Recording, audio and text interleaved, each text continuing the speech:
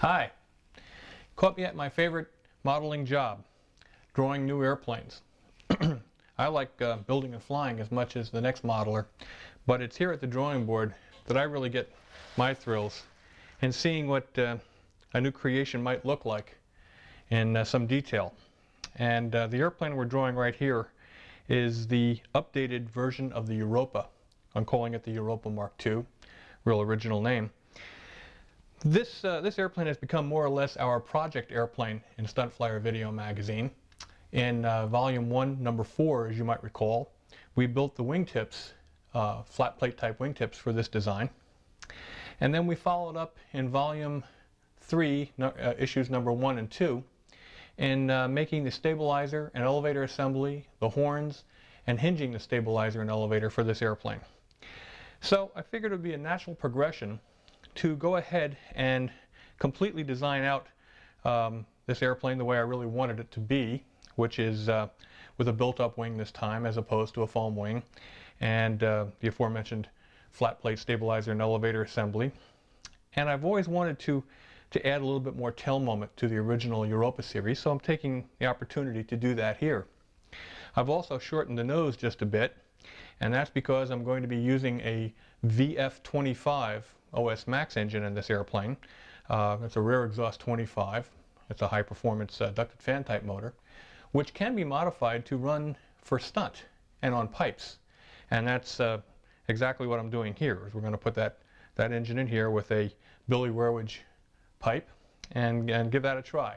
I saw Mike Sterrett fly his original design Eliminator out at Cleveland 2 or 3 years ago in some ferocious wind, and he had one of these engines in it and it just ate the wind up, and I was very impressed.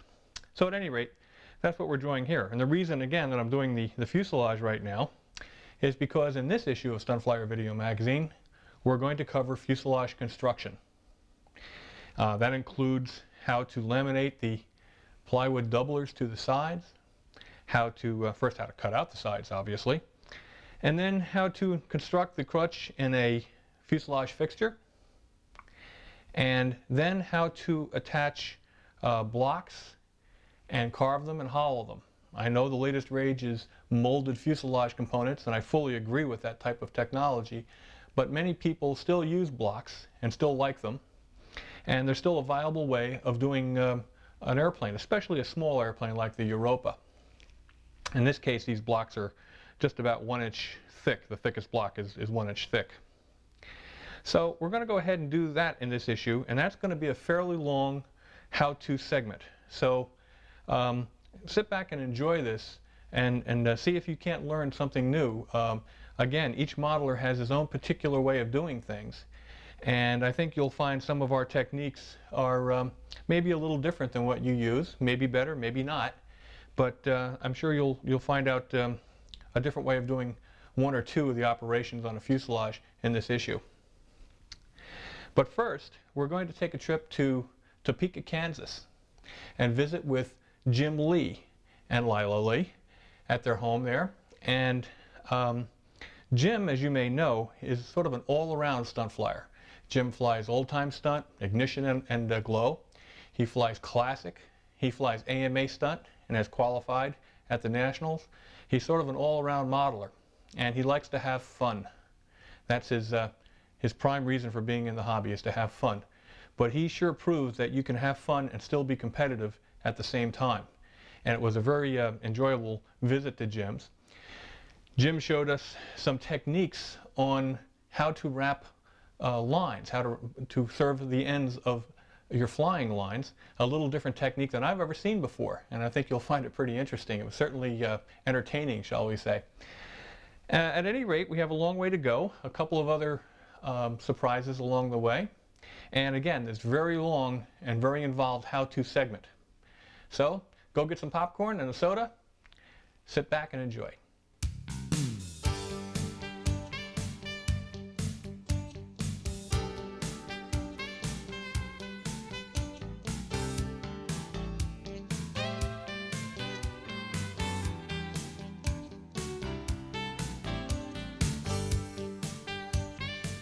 Jim Lee is an individual who lives his life by the principle of the 4 F's: His focus is on family, friends, and flying fun.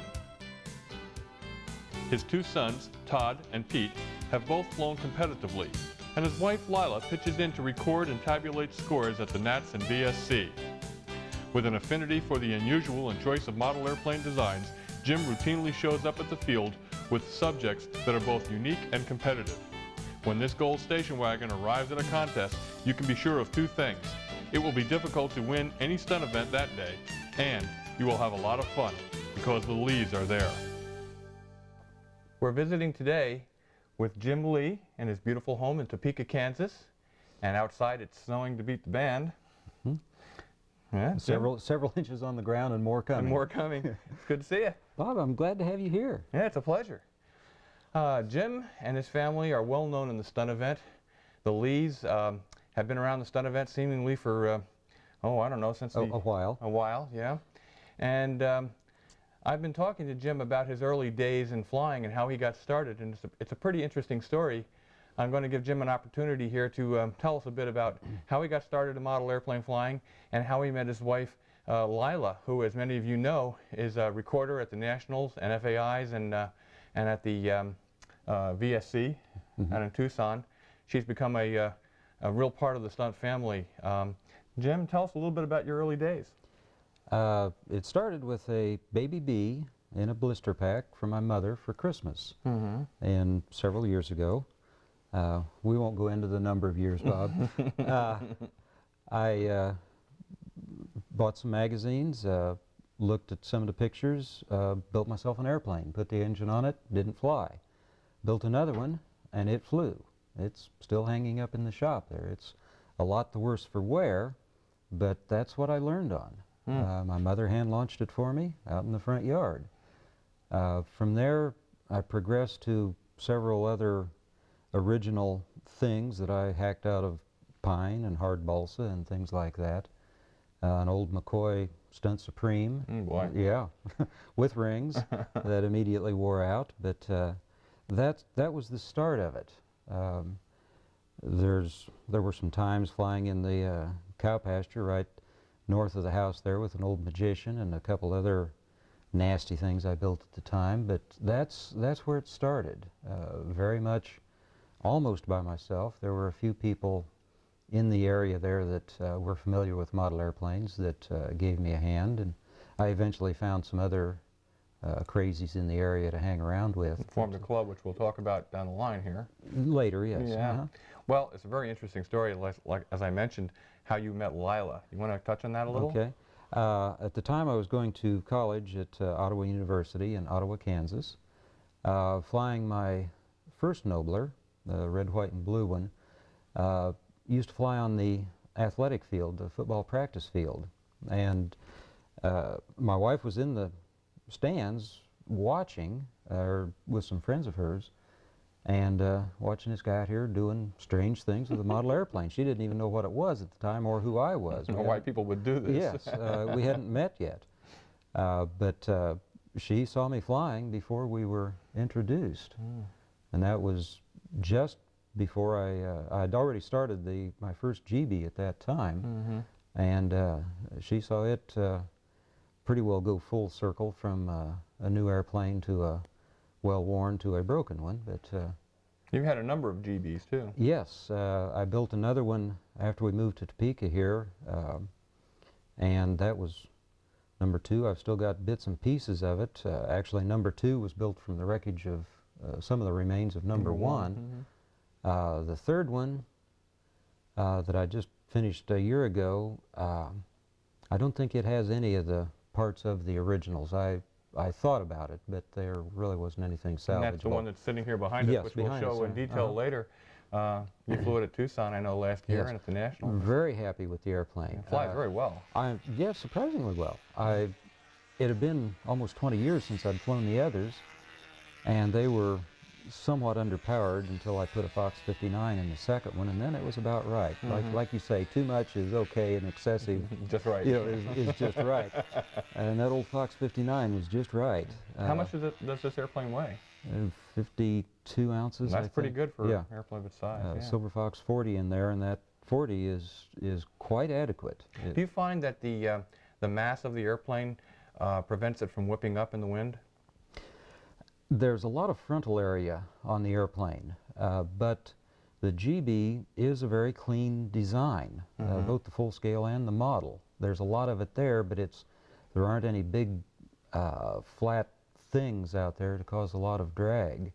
And I really worried about that. It's a streamlined Coke bottle. Yes, milk bottle. yes. Yeah. The cowl is 5¼ inches in diameter. My goodness. I was talking to Billy Werwidge about that at the Nats this year, and we were looking at it, and he said it's not the size of the cowl, it's the size of the opening in the front of the cowl. And the outlet too, I imagine, right. to get the air out. And I have added some ducting on the bottom that's not real noticeable to get the air out, and tried to keep the opening in the front of it to a relative minimum. And so there really isn't a lot of drag from that big cowl. Well, we have some video from the Nationals of you flying, and we'll include that with this this segment. The airplane really does fly well. It looks great in the air with the base scheme. That was Bobby Miller's original design and flying models? Yes, yes. And the extended GB? I bought that magazine down in Ottawa, and when I first saw it, I said, I gotta do one of those. And I had it under construction within a few months of buying that magazine. A friend of mine and I were going to build a matched pair of them, but his never got started. Never happened, huh? Yeah. Well, as we all know, we mentioned before, you know, the Lee family is a story in stunt. Not just Jim or your son Todd, but the whole family. Your other son Pete also flew. You want to tell us a little bit about that? Pete actually started, obviously, before Todd did, because he's a few years older. And he flew at one of your Garden State contests in '83. Really? He was flying at a beginner level, but there wasn't a beginner event at the contest, so he flew intermediate with a little SIG Acromaster. Did everything he could, and I was just real proud of him for doing what he could under those circumstances. Well, he certainly doesn't get the press that Todd does, because he apparently has a lot of other interests as well. Yes, he can fly stunt. He's flown at SIG. He's flown senior at the Nats in '87 when Todd was flying junior. He's been a great help to both of us. His artwork adorns several of our airplanes, and he's a valuable contributor to a lot of the behind-the-scenes stuff, because he's got some excellent ideas. As it turns out, he's actually a very good combat flyer. Really? Yes. We went to a super slow combat contest up in Omaha last fall. Drove his Chevelle hot rod up there and just had a wonderful time. And where did he place in that? He placed second. And that's among some heavy hitters, I understand, yes, too. First place was a Maca Top 20 flyer with some very good equipment, and we just had a wonderful time, broke some airplanes, and had a ball. You mentioned Pete Chevelle. I understand he's from the ground up restored a 66 Chevelle? 66 Chevelle 300 Deluxe. Wow. It's a two-door sedan, very plain Jane. The emblem on the fender says it's a 230 cubic inch 6, like the Chevelle we had when we were first married. And what's really in it? Well, it's a 400 small block with headers and a Muncie 4-speed. Does he let Dad take it out and have some fun with it? Yes, he does, oddly enough. That's payback for having it in our garage for 3 years while he was building it. Oh, that's neat. It's total everlast nut and bolt, and he did all of it. Imagine his model building experience has helped him to a degree. Yes. He's an Eagle Scout. He's always had a very clear vision of what he wanted to do. He's always wanted to be a mechanic, and he's a very good one. He keeps our cars running very well. He has a wide a variety of talents then. He's not specialized just in one thing. No. Oh, that's great. Your other son, Todd, like we said, he gets the lion's share of the publicity, but in stunt, he certainly has earned it. He has earned it. A lot of people don't realize he's, 24 now, but he started flying competition at the Nats in 1982. Really? I didn't know that. Yes. We all saw him fly, of course, in 1987 in that horrendous wind down there with a Fox 35 powered SIG Mustang. We said, no way will he ever get through this, and he did. 3 times, I believe. Twice. I watched Jimmy Casale and him took off almost simultaneously on one of their flights, and watched Mr. Casal get blown out of one of his overheads, and Todd managed to get through a complete maneuver. Well, it wasn't says a lot pretty. for the fox, doesn't it? Well, it says a lot for some skill. Yeah, Uh-huh. sure does. Todd went on to become a senior national champion, and 90, was it? 1990 senior and advanced champion. An advanced champion Yeah. the same year with his P-51B, based on a... It started out as a Sig Mustang. His Magnum Opus 1 was a modified Mustang, or modified Magnum. I'm was sorry. larger Yes. airplane, yeah. Some slight differences in the tail, and of course the tricked out paint scheme and canopy to make it look like a 51B, because the Magnum lends itself very well to a lot of World War II warbird setups. There's been quite a few variants in the warbird schemes on the Magnum frame. Yeah, it's a good chameleon-like airplane. Yes, You can put almost yes. any look on it you want, you know. Well, I've noticed in looking around your shop here in your basement, which by the way is extremely interesting shop and basement. It's a real modeler's haven here. It's more than just a workshop. It really And is I cleared it out so there's a path actually from clear into the workshop. That's And looking here though, there's so many airplanes that are not specifically intended for stunt use. There's a lot of fun type airplanes and half-A's and rubber-powered airplanes, and even an autogyro. two of them. Two of them. You do a lot of flying for fun and for sport, as well as serious competition flying. You've been a top 20 qualifier yourself, and placed very well, I know, out in Seattle. And I was happy with that. yeah, you're doing real well. And it's unusual to find someone who's concentrating to any degree at all and being a serious competitive flyer who also takes the time out to enjoy the other events, the old-time events, and you fly almost every old-time event, the ignition events and old-time phase 2 and old-time phase 1, as well as balloon bust and just sport flying. That's unusual to find someone who will fly every type of model airplane activity. Well, I got into the hobby because I enjoyed it, and I still enjoy flying model airplanes, specifically control line types.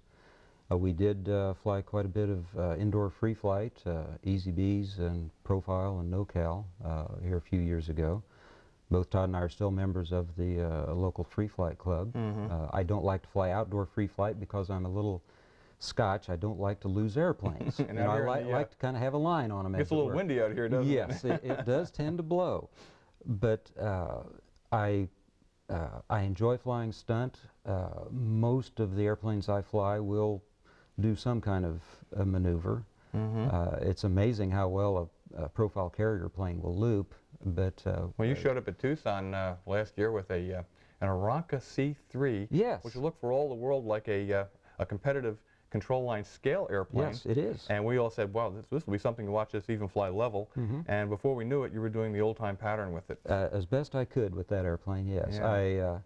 I don't think I gave the airplane a real fair shot at showing what it is capable of doing. I think there's more performance in the airplane than I was able to demonstrate. But I didn't build it to be to put it in the top 5 at Tucson.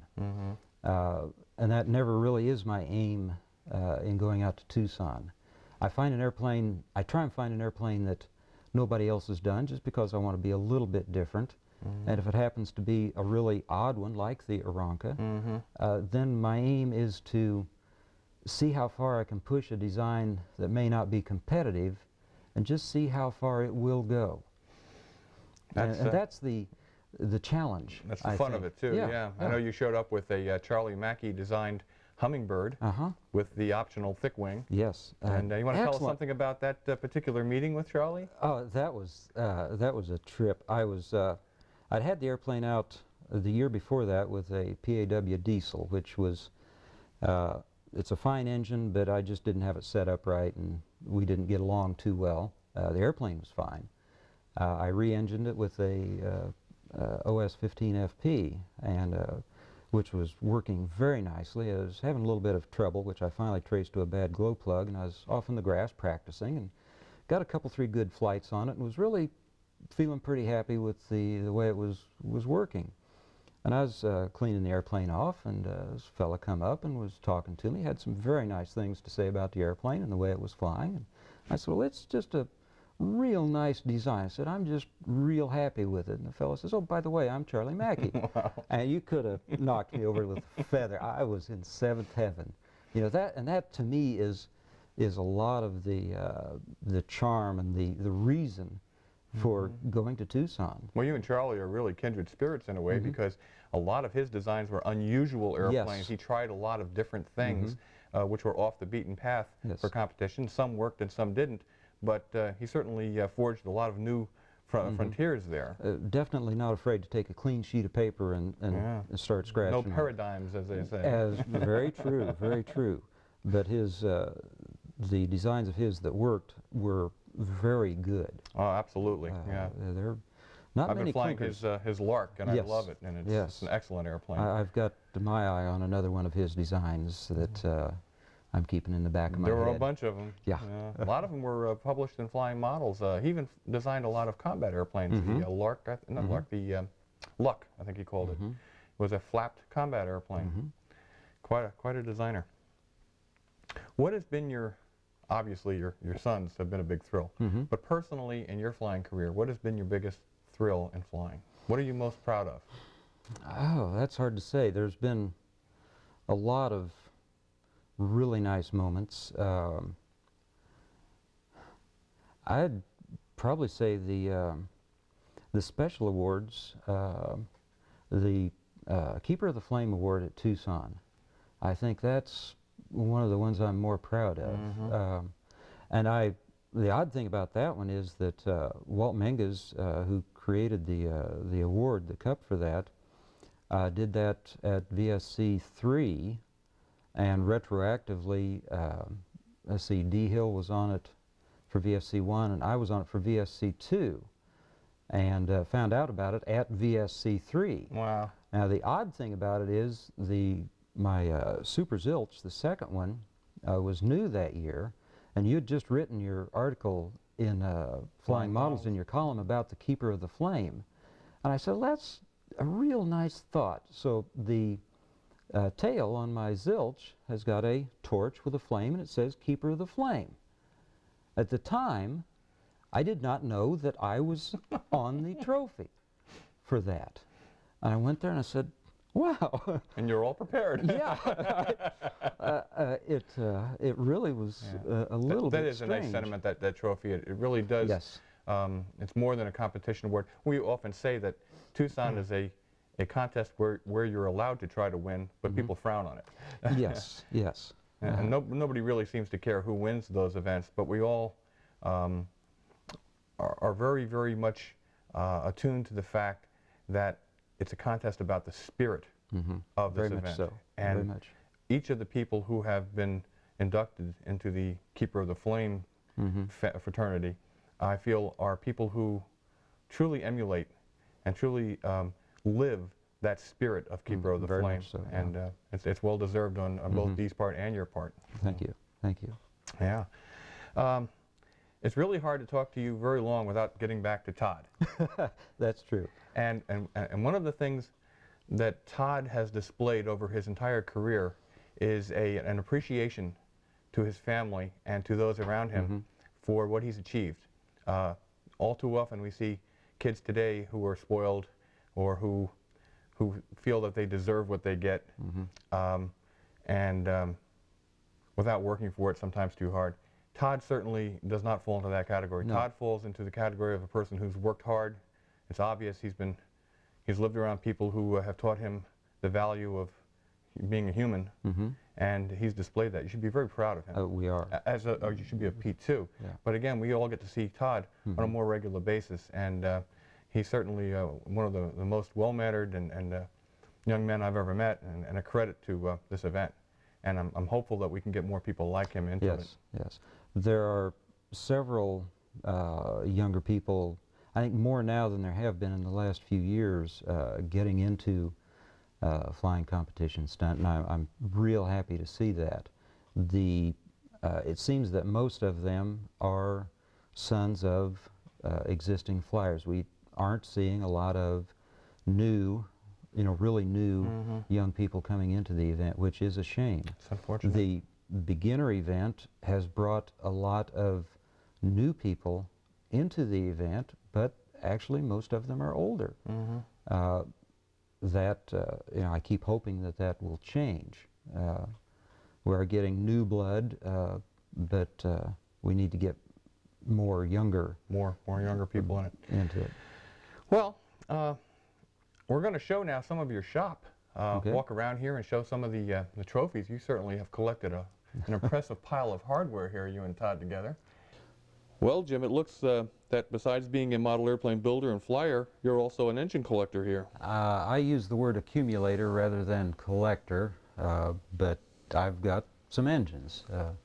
Not a fantastic collection or accumulation, but some interesting pieces, ranging from the ever-popular Orwick to the stovepipe Atwoods, dueling, some early McCoys, a lot of Cox bits and pieces, early Fox 59, the ever-popular GHQ, everybody's got to have one.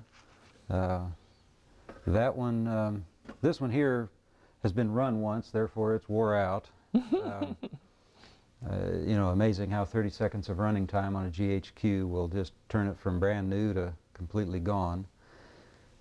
Several Foxes, which are one of my favorite engines. And of course we come over to the Fox 35 in pine. Obviously it runs on wood alcohol. That's one of the closer tolerance ones you have, yes, isn't it? Yeah. Yes. Now this, it is a nice piece. This was a Christmas present. We've got the Fox 35 logo, the head that comes off, the needle valve here, which fits about like a Fox, probably needs a piece of tubing on it, the back plate that comes out, and the crankshaft that does turn. So that... The winter nights are fairly long out here in Topeka, aren't they? Yes, definitely too much spare time. Todd did that for as a shop project, for a Christmas present, and there's some starts here that did not work. Engine here was in this Night Twister. A fellow in our club had built that. The airplane was built in 1946, and this is the engine he had in that airplane at the time. Kind of an interesting piece.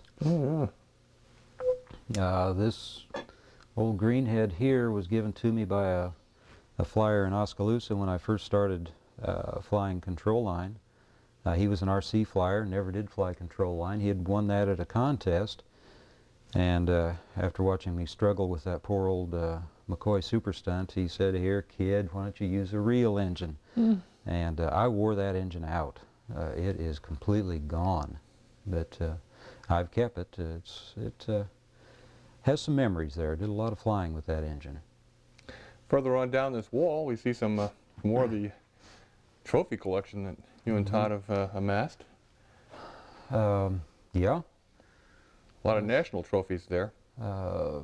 Old time from '88. That was a good year for us in old time. I come home with first place and the Spirit of '52 award. Todd, I think, come in third that year and got the Concourse award with his Reinhardt Galloping Comedian, which is upstairs. You were sleeping under it, I think, last night.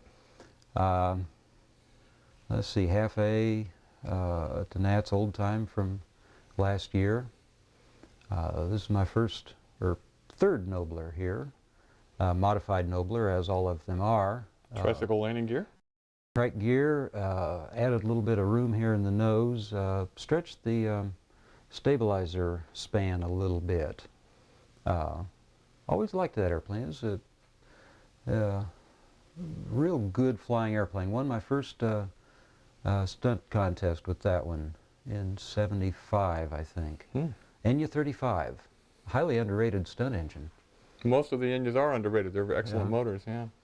And the old Super Zilch, that's my second one. See if I can get around here, get a better shot of that. And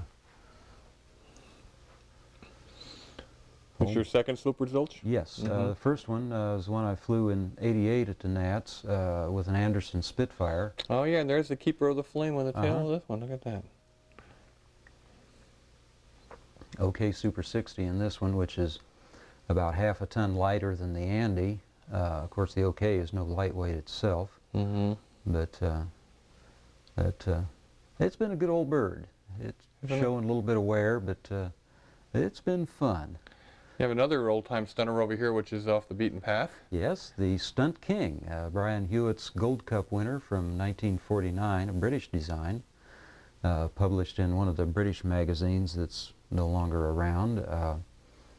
One of the local flyers here moved back to England a couple years ago and had sent me a set of plans for that. And I finally got the documentation as to when it was published, and built that a couple years ago. And it's an interesting design, rubber banded on wing, very minimal fuselage, a very straightforward, easy to build airplane. It was quick. That was one of the reasons I built it. I didn't have a lot of time.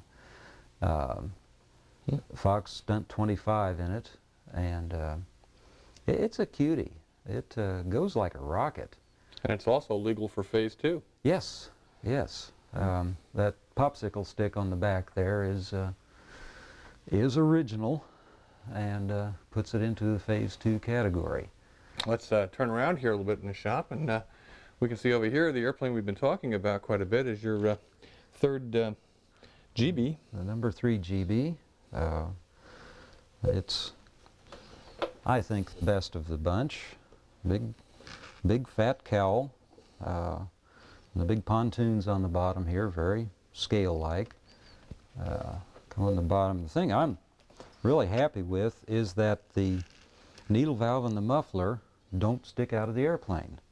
I use a ball driver to adjust the needle valve. The muffler is a hand-built manifold that comes around the back with outlet tubes here, which leaves a very nice vapor trail. Cuts the bark off the old Fox to a certain extent. Keeps the airplane fairly clean. I thought it was going to spray oil all over it, but it really keeps it relatively clean. One of Lou Willard's Silver Fox 40s, which is pulls it around very nicely. I'm real happy with the power on the engine, and it was a project. That not something you really want to jump into real quickly, but very rewarding, and a little bit different. So, oh yeah. But, up here on the ceiling, we have these Mustangs we were talking about before. The first one we're looking at here is the one that Todd used to win the Nationals in 1990, and both senior and advanced. I'm going to kneel down here a bit and see if we can get a little more detail on it. There we go. That's powered by a... That's a OS 46 SFS, and that one's essentially out of the box. And that's a based on a Magnum? Yes. And the other one here in front of it is the Sig Mustang that he used to win the Nationals in '87 and all that wind. Okay. A little bit the worse for wear, but it's been there and done that. Both of them, of course, feature Pete's artwork here. And close up of that.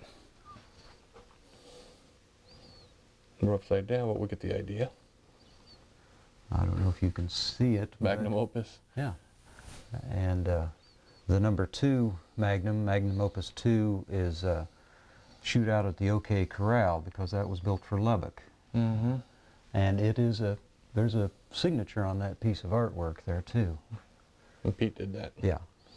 Okay, let's look at this other one up here. We have a shot of this, I think, in a picture, but this is the real thing.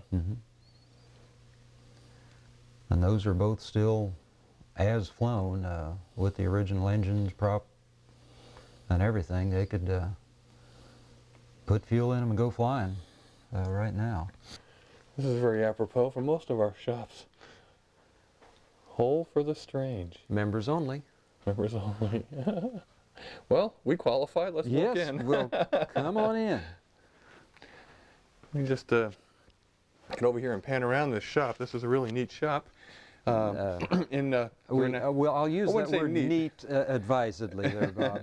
It's an interesting shop. Okay, I'll go with that. But everything has its place here, and you know where everything is, so that's the important thing. Yes, yeah. This is where It happens, for me. You know, what can I say? yeah, we just pan Some around. tools, a place to work. A little lathe my wife got me for my birthday a couple years ago, which I've just had a lot of fun working with. Piece of marble that my father-in-law got from a neighbor of his. Reportedly, that is out of one of the toilet stalls at West Point. That was my story, and I'm sticking to it. You know, Yeah. the neighbor of theirs had done some work there several years ago, and apparently in a remodel, that was part of the leftover. Well, we talked about that secret project, and we've determined that this footage will not appear publicly until after this airplane is finished and has proven itself or otherwise. Yes. And so we're going to show it here. Most of you will have already seen this at Tucson, those who go there. We hope. I hope. And this is This is the start of a double whammy. A biplane, I think rather homely, but it has its own elements of design that are kind of intriguing.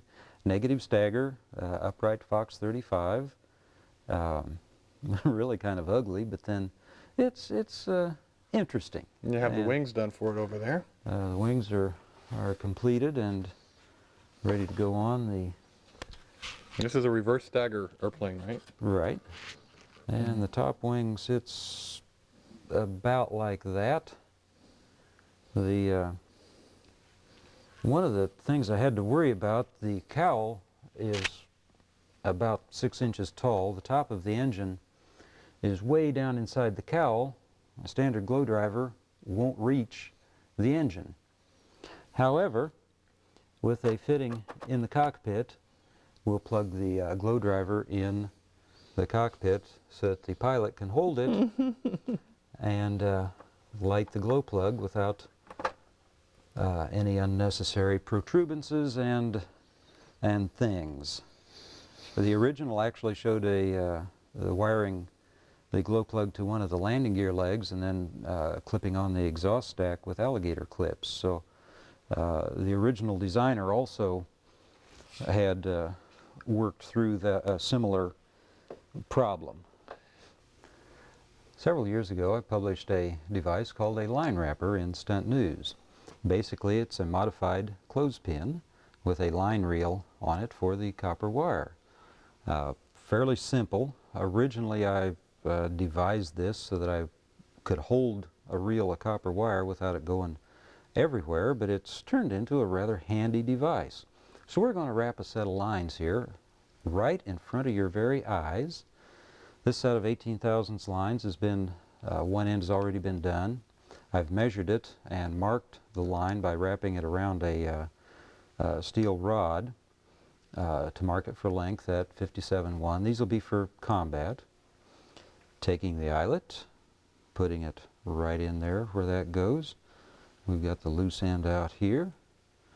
Holding the thing there and taking the line wrapper, holding the short end in between these two fingers and squeezing it, letting out some line, wrapping the copper around the eyelet and around there.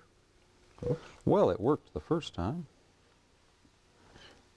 I just greased my hands. I shouldn't have. There we go.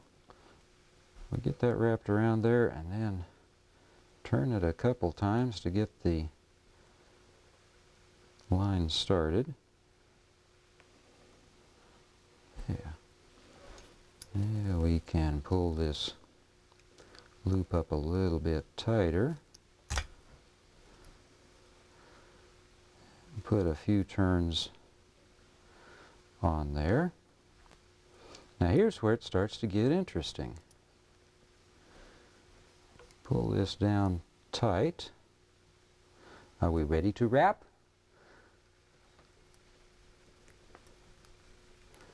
And a wrapping we will go.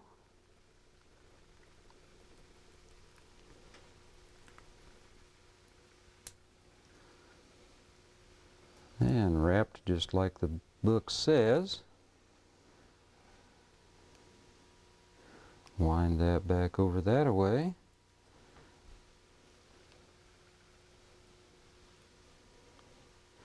And get a few wraps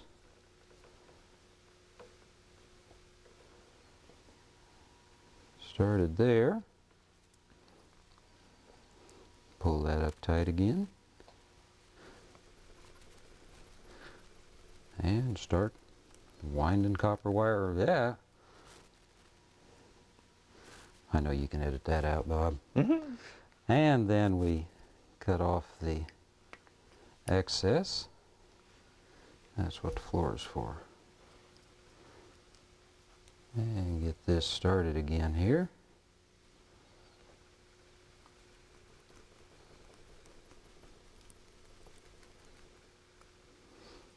Get down to the end, pull some out, finish that off, and cut that off there, bring it around. I like to put it through where the lines come out of the eyelet and under that wrap there.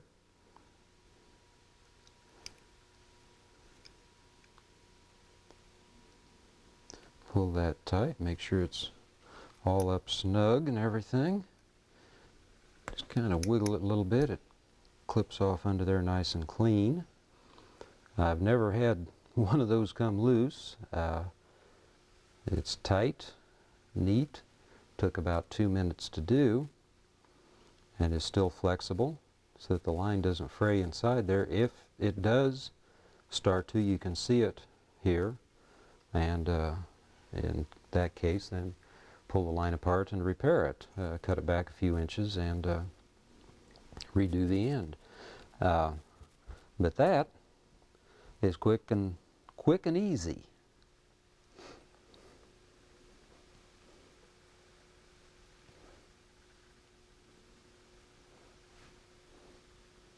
And I really would recommend a wooden spool here instead of the aluminum when I turned, because this one's too heavy and goes around too hard. But that was an experiment that didn't turn out right.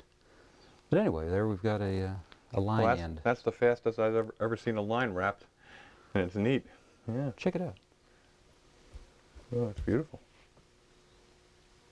Well, thanks, Jim. That's a really interesting technique, and I'm sure a lot of people are going to be calling you now and sending you their lines to wrap.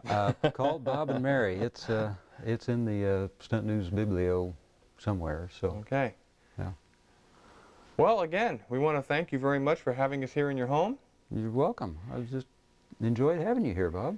And well, I guess we'll see you and your family at Tucson and at the Nationals. Yes. We've got our reservations made for both of them, so we'll see you then.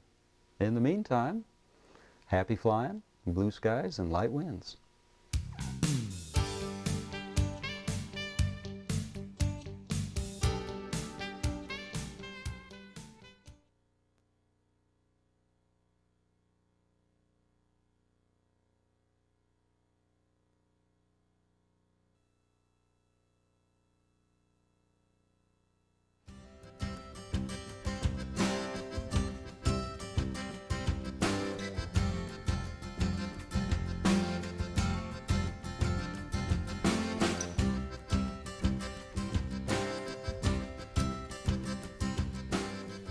Well, see what I mean about Jim Lee's unique and entertaining method of wrapping lines?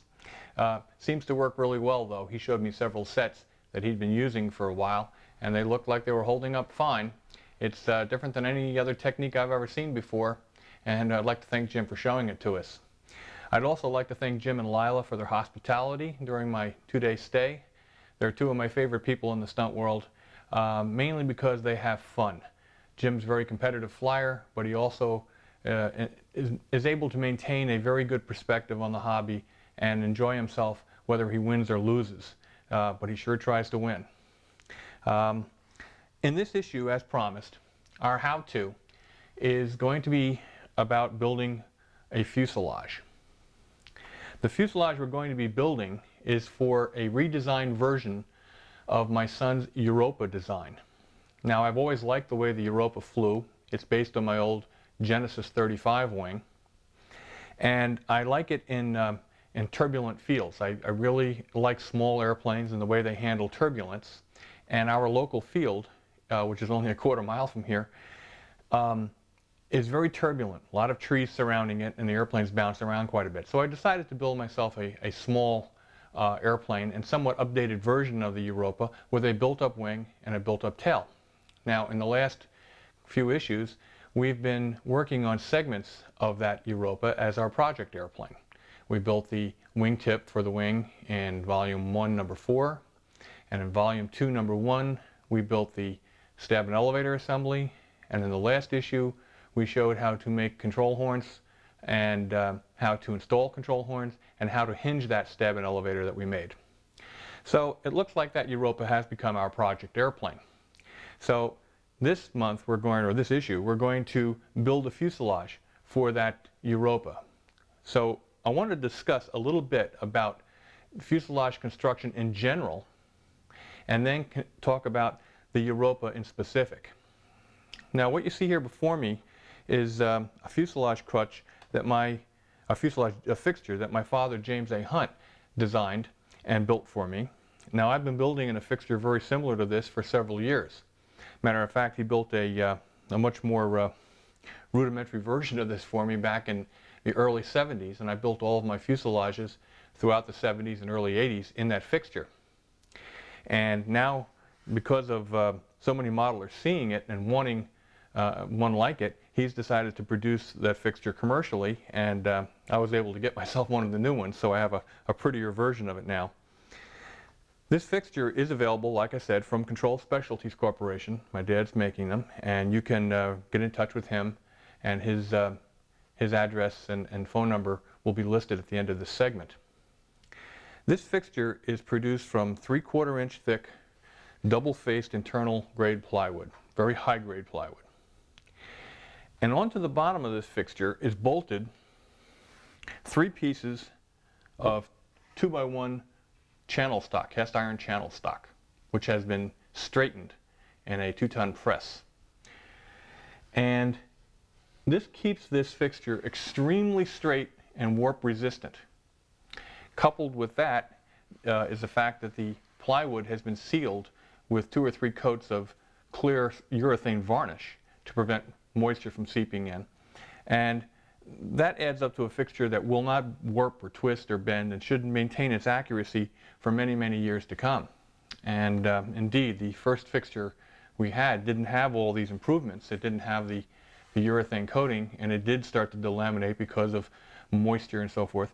But because of the channel stock bolted down the center and across the ends, it maintained its accuracy throughout its lifetime. And Dan Banjock and Mike Palco are currently using that fixture right now and building P-51D Mustangs that we've designed together. As you can see, this fixture has inletted areas, and these inletted areas are for these slider nuts, these aluminum slider nuts to run in. And now this allows this fixture and the uprights for this fixture, which you can see here on top, to be adjusted from the top. You don't have to get underneath to get to the nuts. You can actually just loosen them up and move them in and out as desired, and then tighten them up with an Allen wrench wherever you want. And the slider nuts underneath prevent them from moving. These uprights are made out of extruded aluminum, and they're cut off from a big long bar, and then they're trued up in a milling machine in a special fixture, which yields pieces which are within 0.02 of an inch accuracy, and that's pretty close.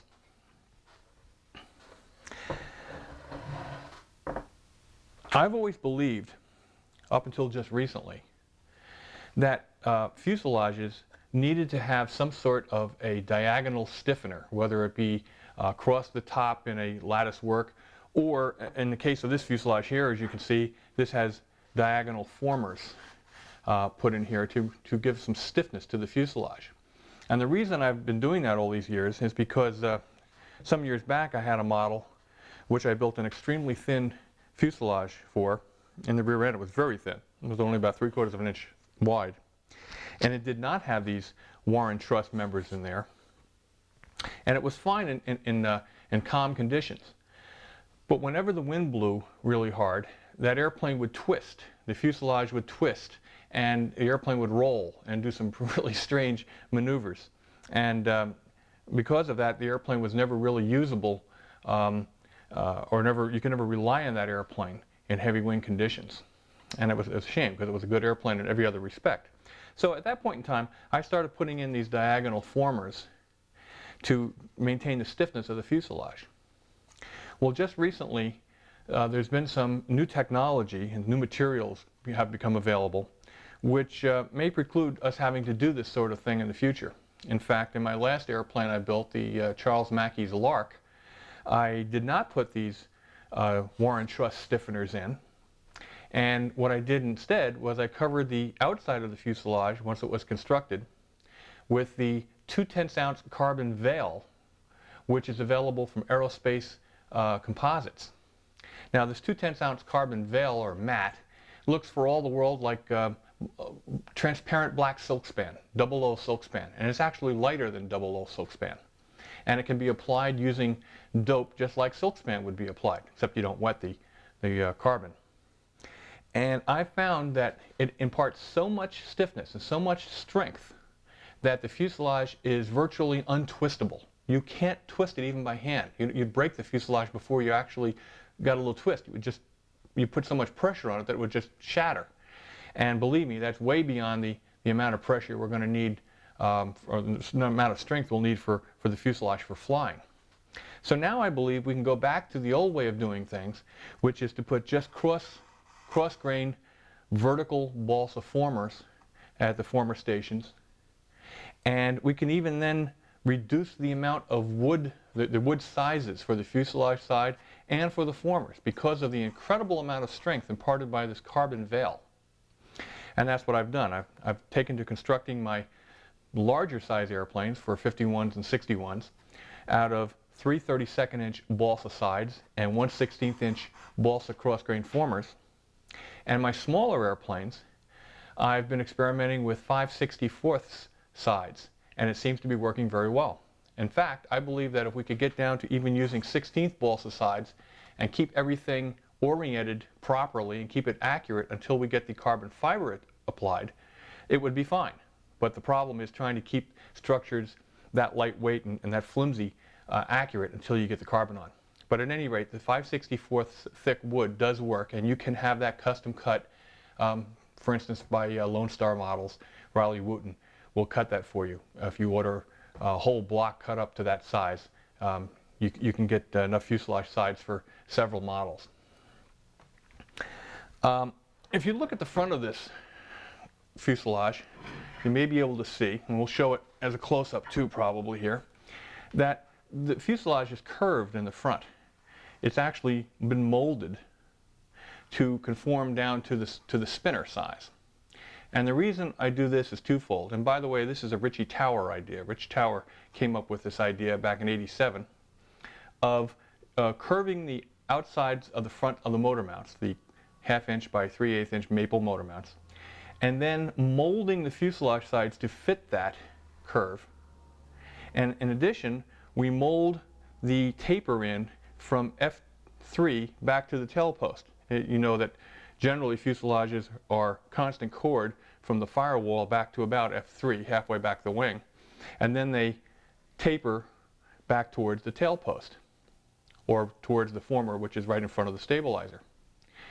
And if you were to apply your doublers prior to building the fuselage, and then have straight fuselage sides, and try to bend them in a fixture and hold them in place, you'd be putting a tremendous amount of stress into the fuselage side at that point. You'd be trying to pop it apart. So if you actually mold that taper in and this curve in the front before you actually put the fuselage together, I think you'll find that not only will you be able to carve your spinner into the nose a lot easier, but the nose of the model will also become much stronger, because once you curve a straight side and mold it, you increase the strength many-fold. And of course, again, by molding this little bend in towards the tailpost, this taper, you also take the stress out that you tend to put in by levering these fuselage sides, straight fuselage sides, around the third former, and then tapering them back to the last former.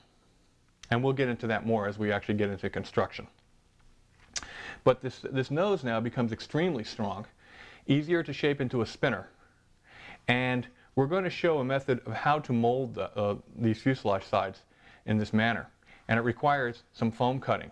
Now, if you don't have foam cutting equipment, maybe it's time that you start thinking about getting some and learning to use it, because even if you're not going to build foam wings, there are a number of places in model airplane construction where you can use foam as fixturing and templating and molding fixtures and so forth that make it worthwhile having that equipment at your disposal. And perhaps maybe 2 or 3 of your friends could get together and you could make this equipment or buy the equipment and learn how to do foam cutting. And in future feature video, we're going to show how to do just that. My fuselages also feature a plywood plate which bolts in between the firewall and former 2. Actually, I put a short plywood plate in and glue it in between the fuselage sides about 1/3 of the way forward of F2, right in front of the wing, about 1/3 of the way forward in the tank box. I glue in a piece of 16th-inch plywood. And then at the back of the firewall, I put corner gussets in of 1/4-inch plywood, very short corner gussets, and mount blind nuts to the top of those, and then blind nuts to the bottom of that plate that is in the rear section of the tank compartment. And that enables me to bolt in a plate to complete a box structure once the tank has been put in place. In other words, I can unbolt that plate, put the tank in place, shim it where I want it, and then bolt a plate back in there, which completes a box structure. And that prevents the fuselage from twisting in that area. Without that plate, you could take the whole nose and put some pressure on it from side to side and actually see the whole nose move all the way back to the leading edge of the wing. Once you put that plate in there, you really be hard-pressed to bend the fuselage enough to see any movement in that area. And I think for that reason, it's really valid and it's worthwhile putting in. And that's a Dean Pappas idea. They use that in the pattern airplanes to stiffen them up because they're very large, have very high torque motors, and they tend to twist the fuselages. And they try to put in as many lateral stiffeners as possible. And that's one of the things that they do in many cases is bolt or make a box structure in the nose of the airplane so the airplane can't twist. And I feel that's very important for our airplanes too, especially now that we're getting into the larger motors. I use 1/32-inch plywood fuselage doublers. I believe in them. I've never had a problem with them. Matter of fact, I've used 1/64 ply on my 35 size airplanes and my 32 size airplanes for years with no problems. But I found that the 32nd is maybe just a little safer, and I've used that all the way up to my 51 powered airplanes with no problems. I believe you could probably also use that with the 61 powered airplanes, the new Randy 61s and so forth, with no problem either. However, I've had very little experience with the larger 60 size loop scavenged engines, but I have flown some of them, and they tend to vibrate quite a bit more. And if you feel that that vibration is going to be a problem, you might want to go to 16th-inch plywood doublers if you're going to be using, for instance, a Super Tiger 60 or one of the Stalkers or an engine of that sort. Now again, I don't have very much experience with those, but the little I do have leads me to believe that they shake quite a bit more. So use your own judgment in that respect. Well, we're going to go ahead now and we're going to start building this fuselage. Now, one of the things we're going to show here, and I want to explain it real quickly, and again, this is a place where foam cutting comes in handy. I build all my airplanes now in what we call the lost foam technique, where we cut a foam core That's the same shape as the built-up wing we want to make. And we lay out the rib pattern on the surface of the foam core and the spar placement on both top and bottom of the foam core. And we also lay out the rib pattern for the wing in the lower cradle half, which is just as accurate a negative piece as the core is a positive piece. And we use the cut up core. We then take and cut the core vertically at every rib station we've laid out and come up with rib templates. And then we generate balsa ribs from these foam templates and then build the wing in the lower cradle half from which the foam core was cut. So it's a form-fitting fixture. Well, that's just one of the benefits of that system. Another benefit is that you can get a very accurate representation of the wing cutout at the fuselage side. You know how hard it is to approximate the shape of the wing an inch out from center. And sometimes we undercut or overcut our fuselage openings because we're not sure of how to extrapolate that exact section. Well, one of the things that the lost foam system has afforded us is the ability to cover a section right where the fuselage side would be. Take the section of foam where, say, rib 1 would be, right about where the fuselage side is. Cover it with the same thickness wood that you use for sheeting the wing, and then use that as a template with which to lay out and cut out the fuselage sides accurately. Now, I've done this several times now, and each time the wing has dropped in with zero need for shimming or sanding.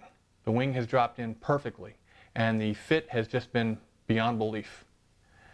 Matter of fact, I spent over 2 hours just double and triple checking because I couldn't believe how perfect the wing dropped into my Frisky Pete when I built it. It just popped in perfect with no gaps and no need for filling and no need for sanding and adjusting. The wing dropped in perfectly. Now, I can't guarantee it'll drop in that perfect every time, but certainly if you were to make a template out of foam, cover it with the balsa right at the section for at the fuse side, you'll have a much better chance of getting an accurate wing to fuselage joint. And I highly recommend you do this. And we'll show how this works as we go through the time-lapse section of building this fuselage. And having said that, let's get to it. It's time to build a fuselage. What we're going to do first, we're going to take a look at the plans and some of the features of the Europa Mark II, which, by the way, the plans are available from Skytech Innovations for the Europa Mark II, the fuselage, the stabilizer and elevator plans, and we'll even draw up a wing plan, even though that wing is built in the lost foam fixture method, and the plans essentially come with the lost foam fixture. Now, again, if you have your own foam cutting equipment, you can generate your own lost foam wing fixtures, and I recommend that you try it because it's certainly, I think, the most accurate and easiest way of building a wing. We'll get to that in the future. But right now, it's time to build a fuselage.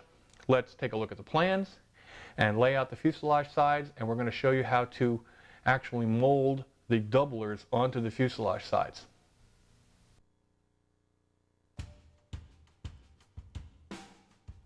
Here's the drawing of the Europa Mark II fuselage that we're going to build. Note that both the top and side views are shown.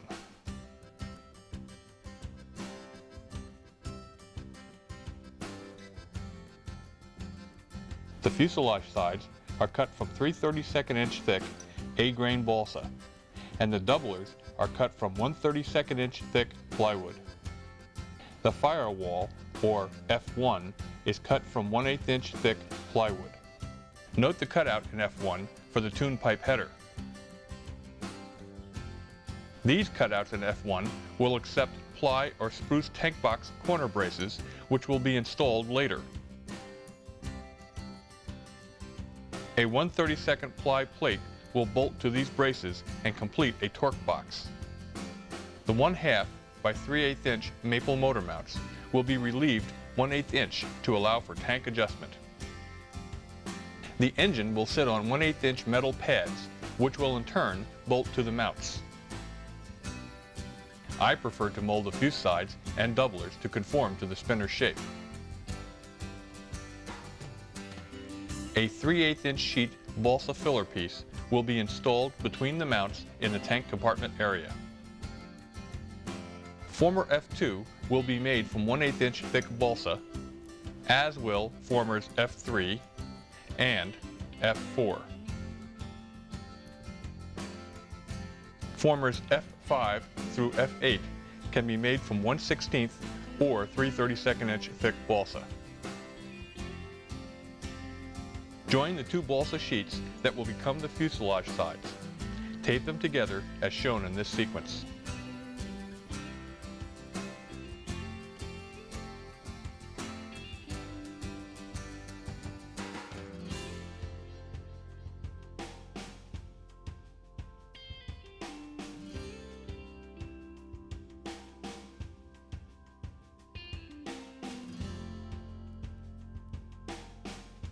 Lay the fuselage drawing over the joined sheets and hold in place with pins at the corners of the fuselage sides as shown.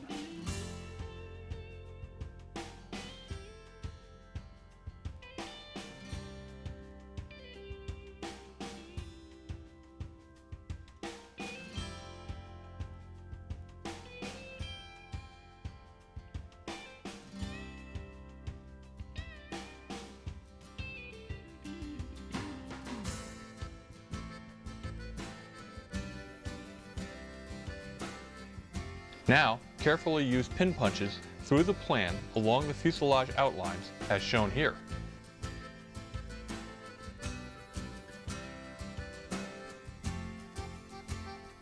Be sure to accurately pin punch the edges of the stabilizer slot.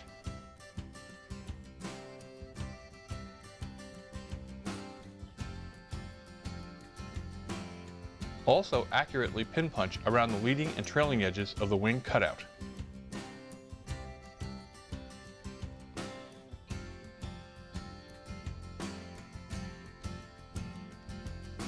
Pin punch the location of the formers that are aft of the doubler position.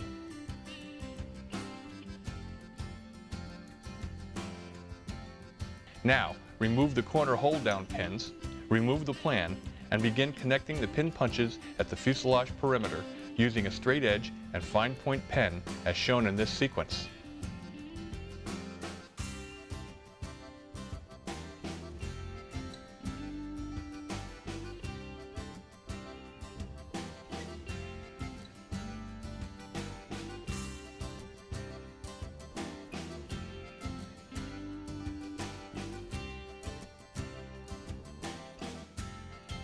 Also, accurately draw in the wing's centerline location and the stabilizer mount area.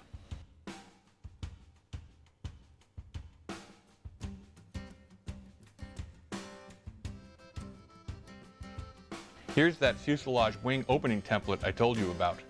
Note that it has center lines at both ends.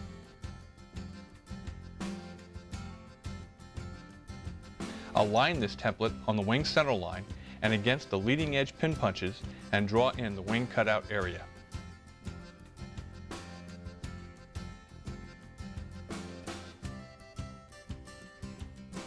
Lightly scribe in the former positions as shown.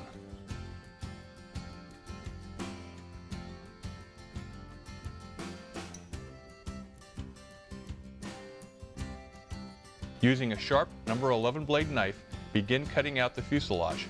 I like to cut against a sheet of plate glass for accuracy. Sand each cut surface area as you go, and then retape it to hold the fuselage sides together accurately.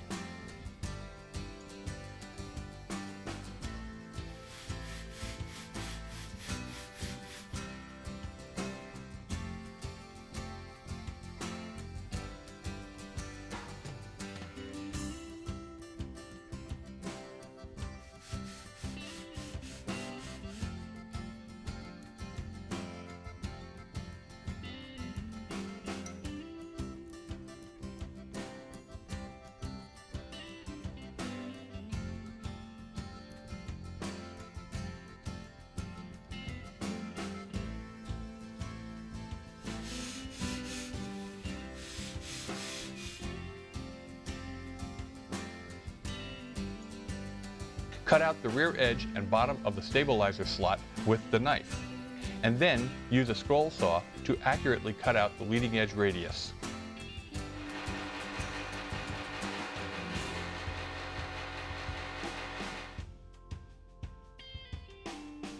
Begin the wing cutout at the trailing edge as shown here.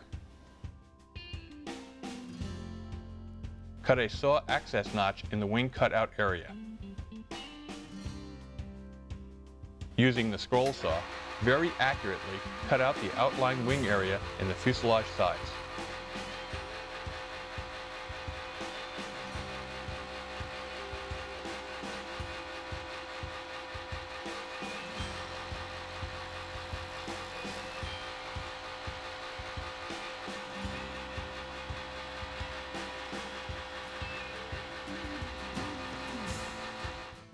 Lightly sand the wing cutout with a large emery board, and then sand the leading edge radius with a fine round drum sander.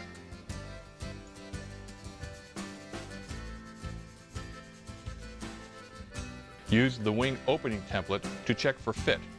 Trim and sand if necessary until the template fits perfectly.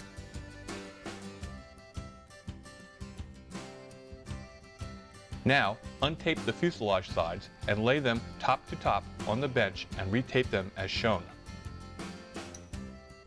Transfer the aft fuselage former positions as shown. Witness mark the fuse sides as right and left. Extend the position of the rear end of the plywood doubler on the plan as shown, and then line up and transfer these marks to the fuselage sides.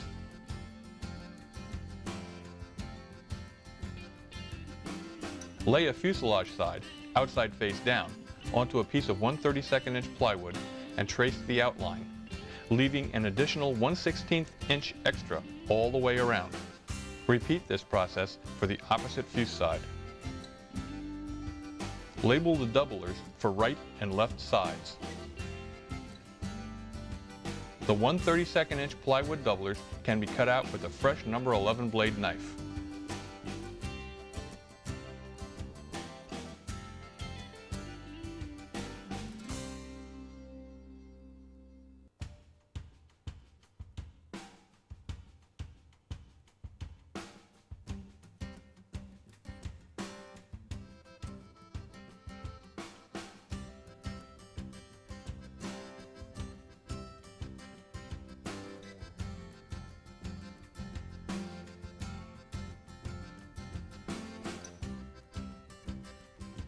If you are going to mold the sides into the spinner shape and mold in the point at which the sides angle back to the tail post, as we discussed earlier, you will need to make or purchase a foam molding set.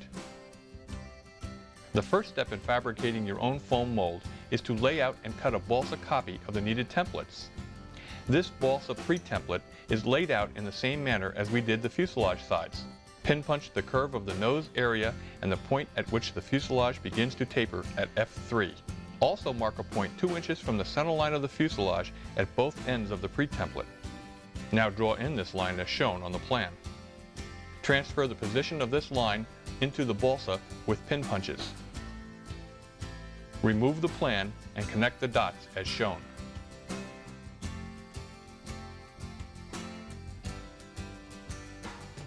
You can use a wing rib template or a French curve to align the nose area pin punches.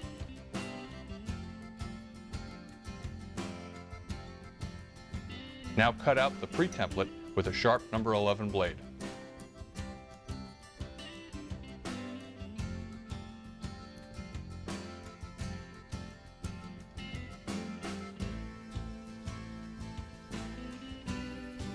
Mark on the template the position of the front of the fuselage, the point where the taper at F3 begins, the point where the doublers end, and where the foam fixture will end.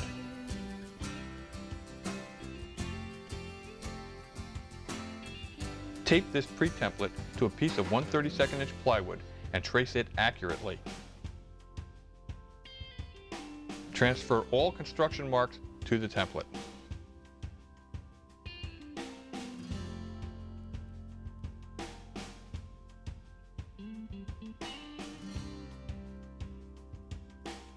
Now cut out the plywood template as shown, and then sand all the edges smooth.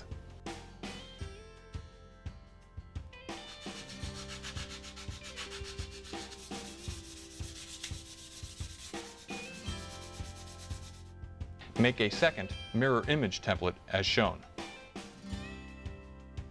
Mark the edge of the template for 4 penny nail hold-down holes and drill using a 3/32 inch bit.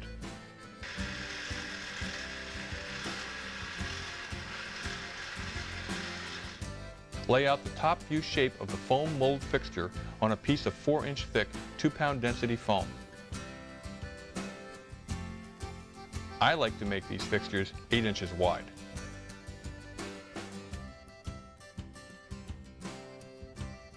This line indicates where the foam ends.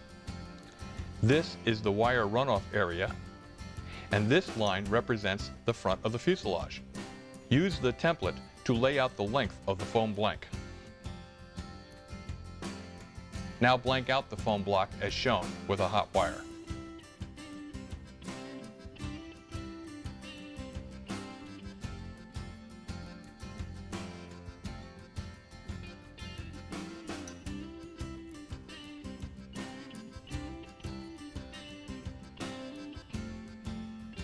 Scribe a line 1 inch up from the bottom of the foam block with a pen.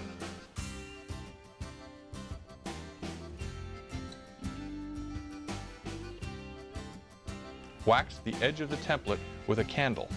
The wax will melt and lubricate the template, preventing it from burning during the cutting process. Attach the templates to the foam blank as shown here. The bottom of the template should rest on the scribed line.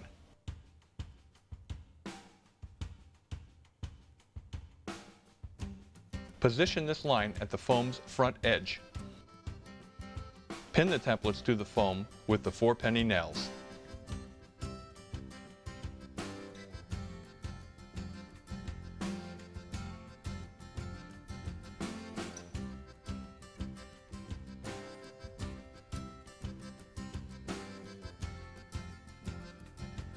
Weight the blank under your hot wire bow as shown and cut it out carefully. The instructions for making the templates and foam fixture are abbreviated because those with foam cutting rigs and experience will understand this process. For those who do not have this equipment, the fixtures are available from SkyTech Innovations.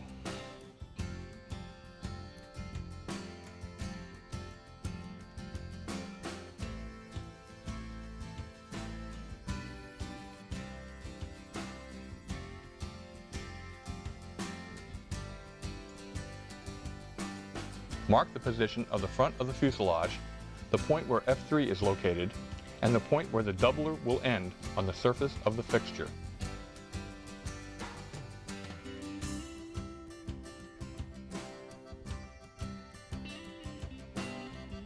Remove the templates from the foam fixture and lightly block sand the face of both mating surfaces.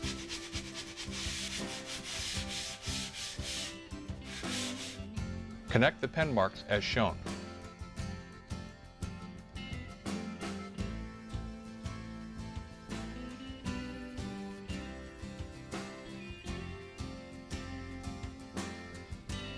Using a 3-corner needle file, notch the edge of a piece of 1/32 inch plywood as shown.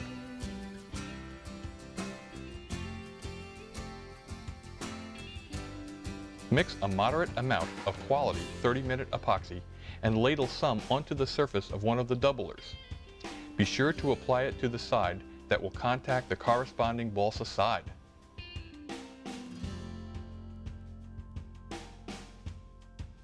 Using the notched plywood piece, move the epoxy around until the entire doubler is covered. Then scrape the excess off, moving the scraper from top to bottom.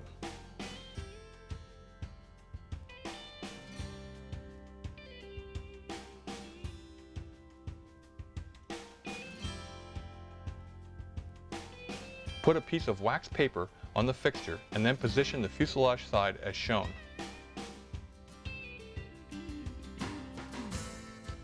Position the doubler epoxy side down onto the fuselage side and then repeat the gluing and positioning process for the other doubler and fuse side. Place another piece of wax paper over the assembly and then lay the top fixture piece in place as shown.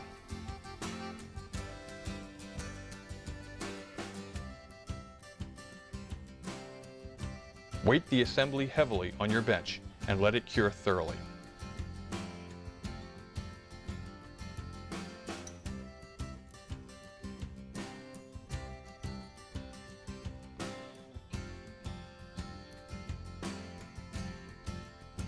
When cured, remove the weights and lift the sides out of the fixture.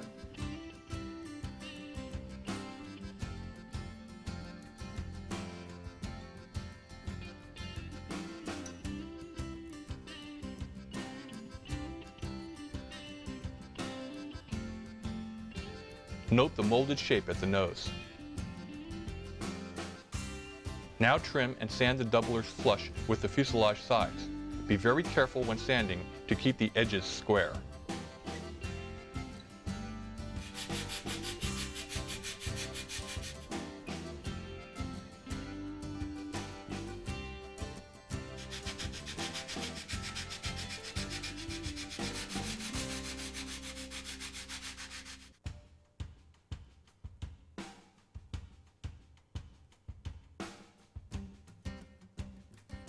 For the longer edges, I prefer to use a perma-grit sander, which has different grits on either side for various sanding duties.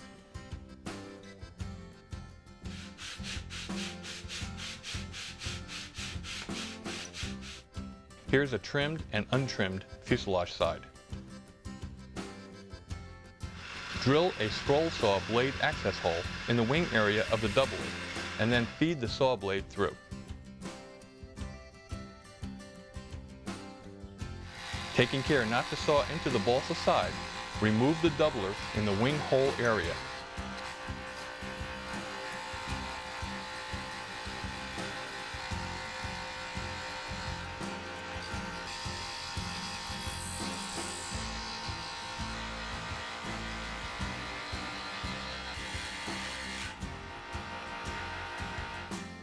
Now trim and sand the doubler flush with the sides.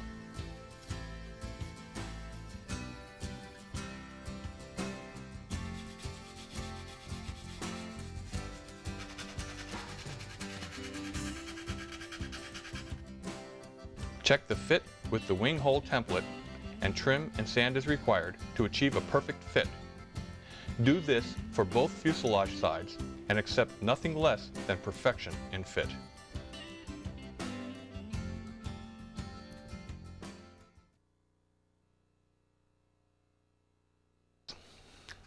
Okay, you can see we have our 1/32 inch plywood doublers here, and as you saw before, they fit perfectly with that foam piece, that piece that was taken from a foam core at the correct station for the fuselage side and covered with the appropriate thickness balsa wood, the same thickness balsa we were covering the center section of the wing with.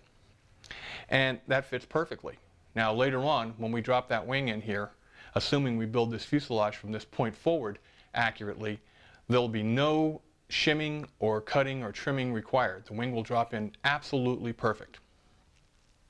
It's very important to make sure that when you're trimming these sides, these doublers to the sides, that you don't cut into the fuselage side itself, especially on the top, because all of our lineup work later on is going to be corresponding from the top to the center line.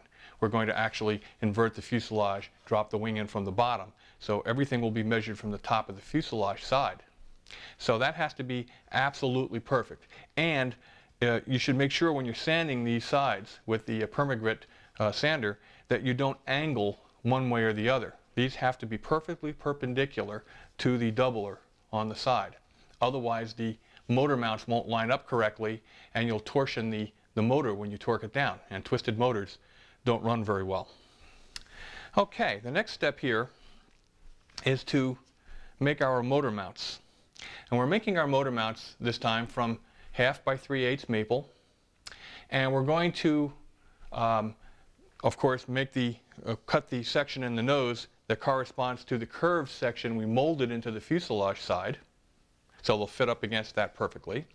And we're going to use the same foam mold fixture to hold the fuselage sides while we glue the motor mounts to the sides, and in that way we'll have a nice solid backing right under the area where the curved portion of the motor mount will rest, and we'll be able to weight it down and make sure it's very accurate.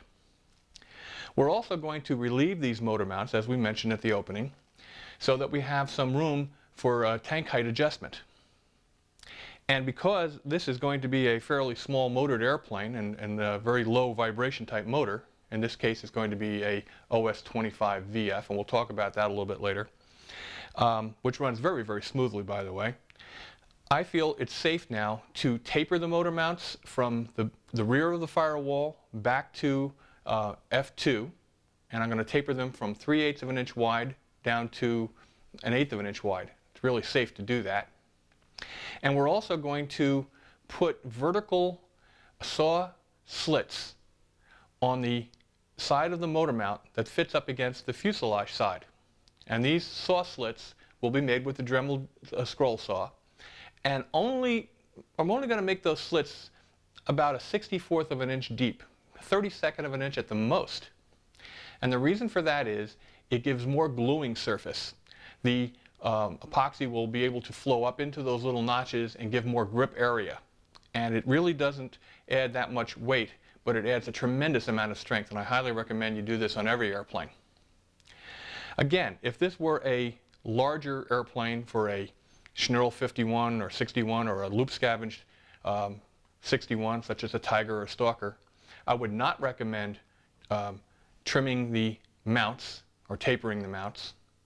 I would put them in as a solid 3/8 inch wide, 1/2 inch deep piece, of course with the appropriate cutout for tank clearance on the bottom if you need that. And in either case, once we're done putting the mounts in and assembling the fuselage, we're going to put a cross-grain filler piece between the motor mounts, and that will complete that box structure we talked about before. I have over here fuselage for a somewhat larger airplane. This will be a 51 powered airplane, and this is my Genesis, the what was supposed to be the 1997 Genesis, never made it. But at any rate, you'll be able to see here in the close-ups we're going to show you how the curved motor mounts fit up against the fuselage sides, and in this case they don't go all the way to the nose. It's really not necessary. We'll put balsa filler blocks in the last 3/4 of an inch or so, and that again makes it a lot easier to trim the spinner in and carve that in later on. I feel so secure in the strength of these motor mounts and this fuselage crutch assembly system, and in the low vibration of the 51 motor that I'm using in this airplane, that I even trimmed these mounts down from 3/8 inch wide at behind F1 to 1/8 inch wide at F2. And additionally, I even drilled some holes about half the way back in that tank compartment area, drilled some cross holes in there to take out an additional amount of weight. This really isn't necessary to have that much strength in here. What you have is overkill to begin with. Again, if you're using an engine that's larger and has much more vibration, you might consider not doing this. So it's time now to take our 3/8 by half rock hard maple and make sure you buy perfectly straight pieces. It's very important to get extremely straight motor mounts. So go through the entire stock that your hobby shop has and get yourself extremely straight pieces with good grain, no weird grain. Make sure that your grain is nice and straight and will hold up over a long period of time. And it's time now to cut these motor mounts to size, trim the curved section in the nose, relieve for the tank height adjustment in the tank compartment, taper them, and I'm going to drill some cross holes in these also, and put the vertical saw slits in, and then attach them to the fuselage sides.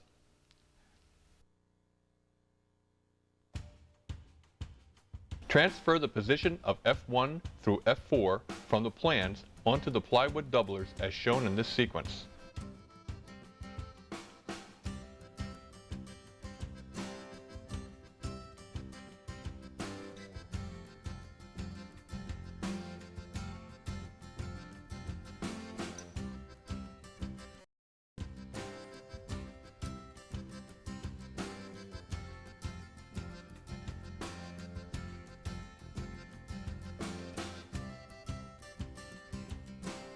Lay a piece of maple mount stock against the top of one of the sides and transfer the positions of F1 and F2 as shown.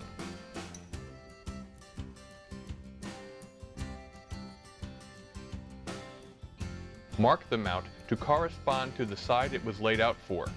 Do this in an area that won't later be cut away. Mark the rear end of the mount, cut it to length with a scroll saw, and sand the ends smooth.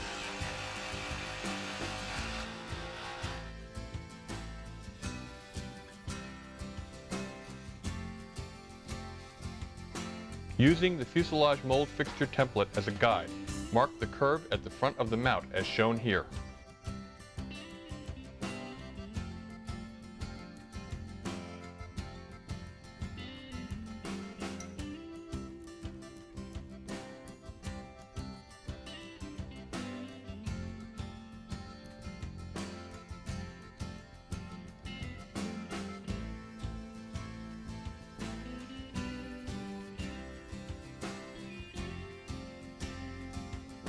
With a combination square, transfer the position of F1 on the mount to all four sides.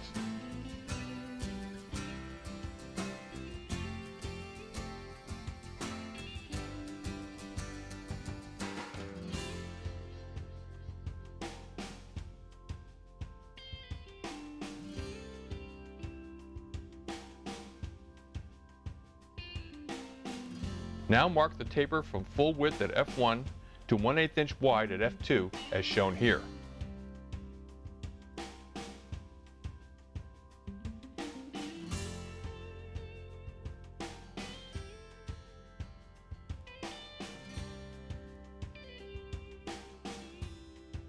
Mark the bottom of the mount aft of F2 for 1/8 inch tank adjustment relief.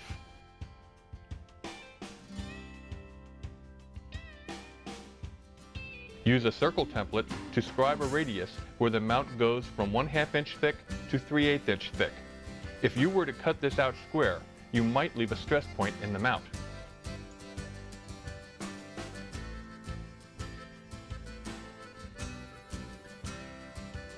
If you're going to drill lightning holes in the mount, then scribe a line for their location on the aft part of the mount as shown.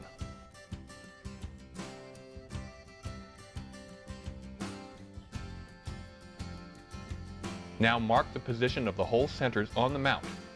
I prefer to make the centers 3/8 inch apart.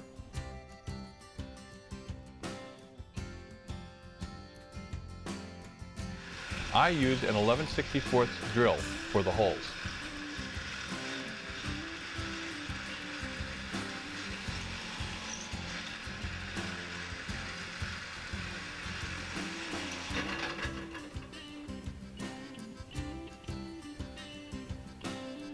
Cut the curved nose shape just outside the line with a scroll saw.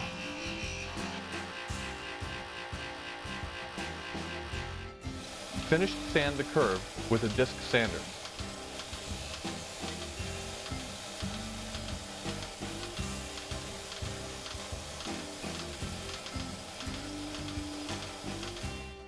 Switch from a coarse saw blade to a fine one, which will negotiate the curve aft of the position of F1 on the mount and cut out as shown.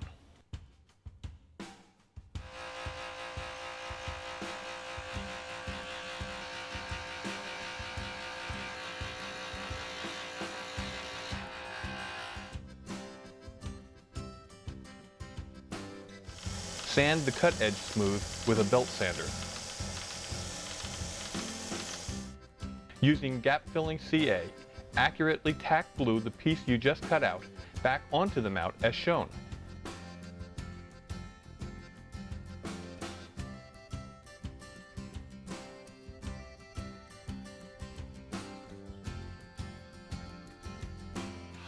Now cut the taper with the scroll saw.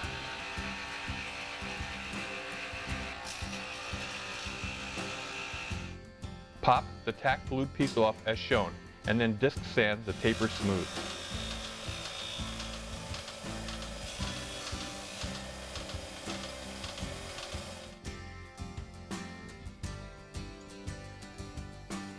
Using the fine scroll saw blade, cut 1/64 to 1/32 inch deep notches in the side of the mount that will attach to the doubler.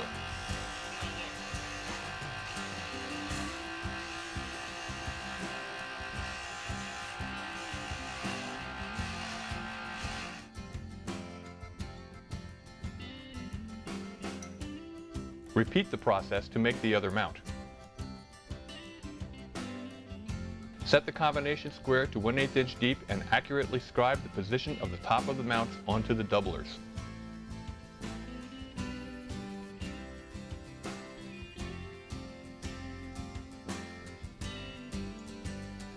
Lay the fuselage sides into the foam fixture. Double check the witness marks to be sure the proper mount corresponds to the proper doubler, and then test fit both assemblies as shown.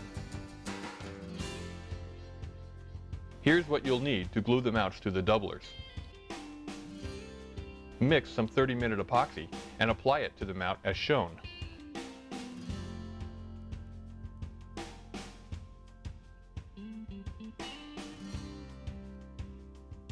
Position the mount on the doubler, move it around to force the epoxy into the saw slits, and when accurately positioned against the pen line, wait as shown.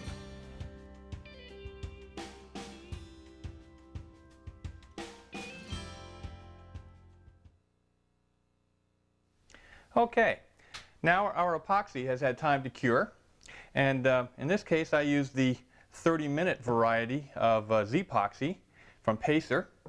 It's a very high quality epoxy, and I recommend using a high quality epoxy wherever you're going to use epoxy in the airplane. Don't skimp and try to save by buying a bargain basement epoxy.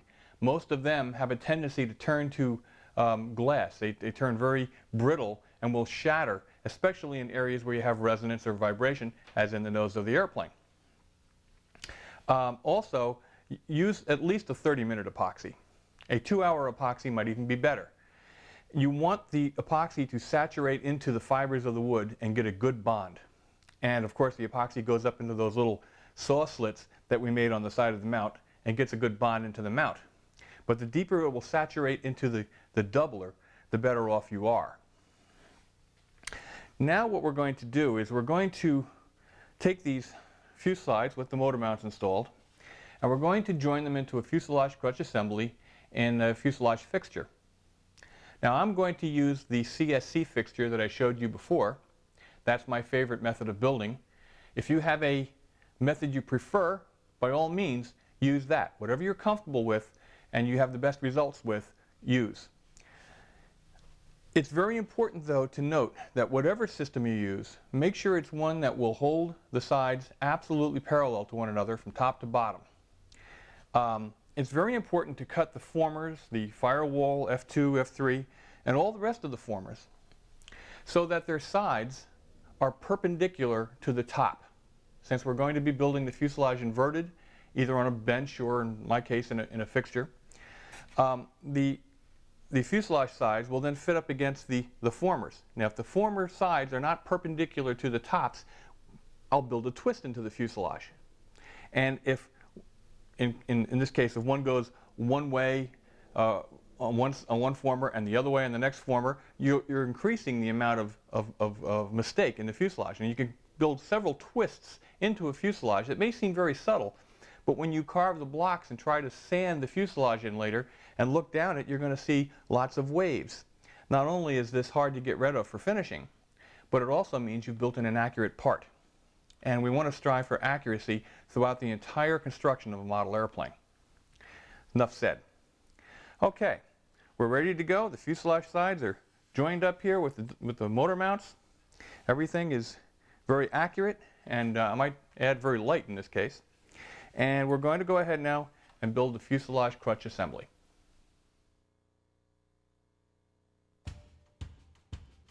Measure the plan and lay out former F1 as shown in this sequence.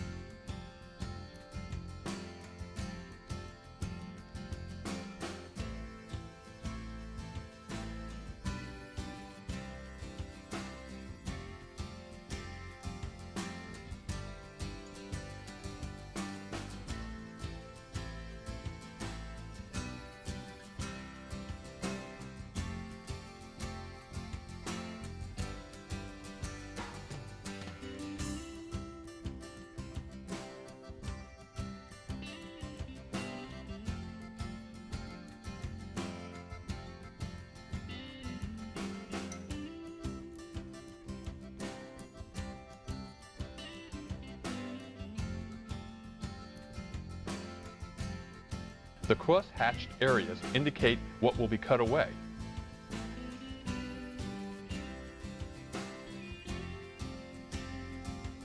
Lay out balsa formers F2 and F3 in the same manner, and then cut them out using a combination square and a sharp number 11 blade knife.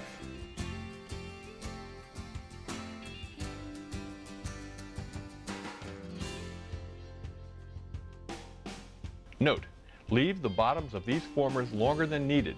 They will be trimmed later.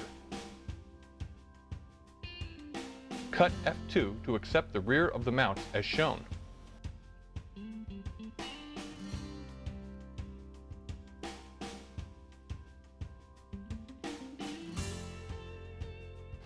Cut out the 1/8 inch thick plywood former F1 with the scroll saw.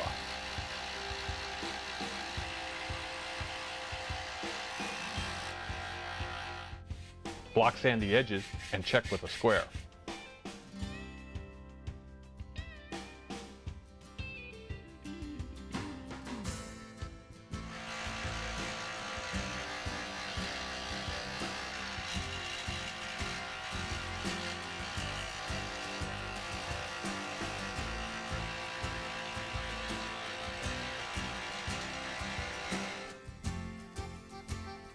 File the edges of the mount areas smooth with a needle file.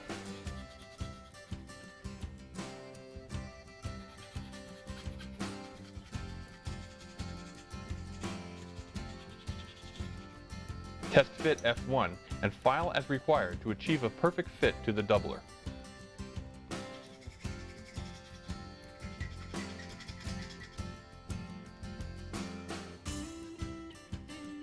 Test fit balsa formers F2 and F3 in the same manner and make ready to glue them in place.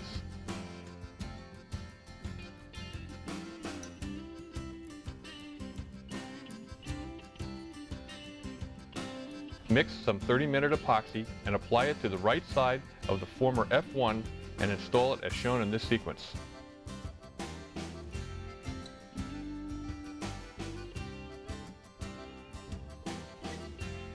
Square F1 to the doubler and then tack glue with CA to hold it accurately in place until the epoxy cures.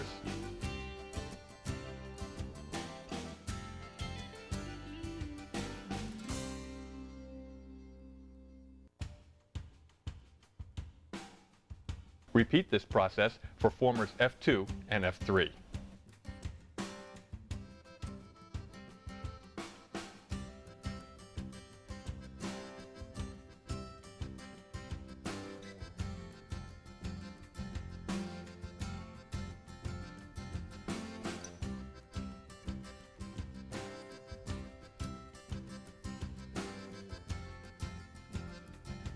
Let the epoxy cure. It's time to join the sides in the fuselage fixture. Place the side with the attached formers into the fixture and without gluing anything, place the opposite side in place and begin adjusting the uprights to put former F1's center line directly over the center line on the fixture base.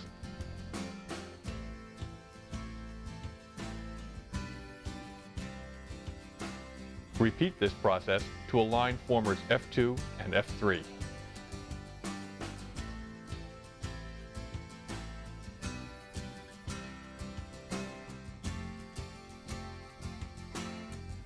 Tighten down the upright bolts on the glued side.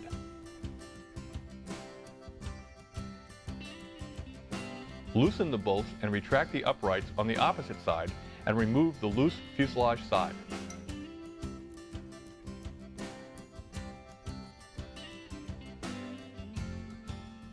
Mix some 30-minute epoxy and apply to the formers as shown.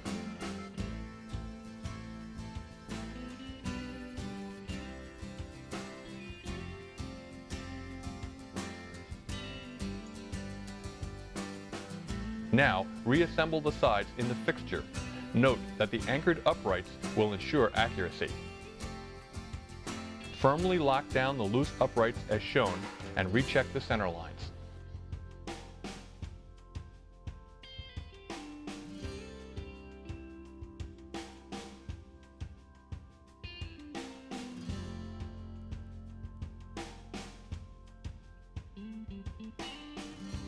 With a combination square, check that the fuselage sides are properly aligned lengthwise. Here are the tools you'll need to cut out the rest of the formers. Trim the balsa former stock, sand, and check for a square end before laying out the formers.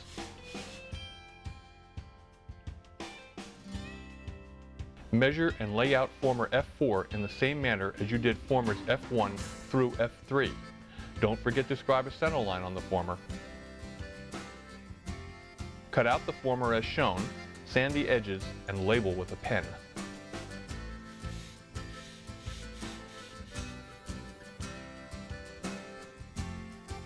Put the former between the sides in its location and line up the center line using the uprights as shown.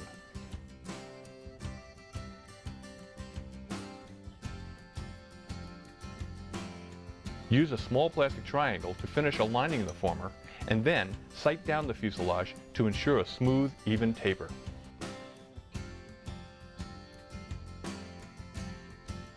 CA glue the former in place. Now measure, lay out, and cut out former F5 as shown.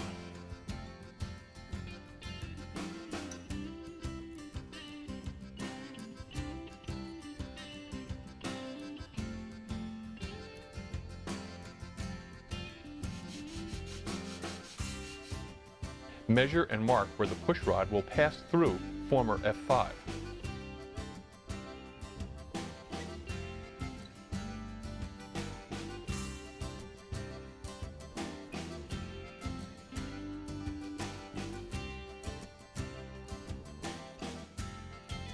Skive the inside of a piece of 7/16 outside diameter brass tubing with a sharp number 11 blade knife.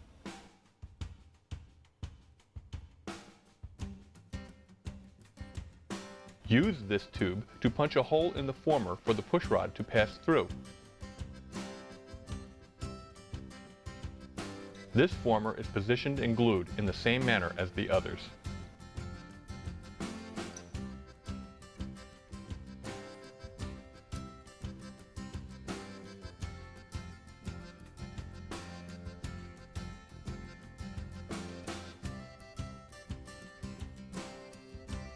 All of the remaining formers are now cut and installed as we've shown.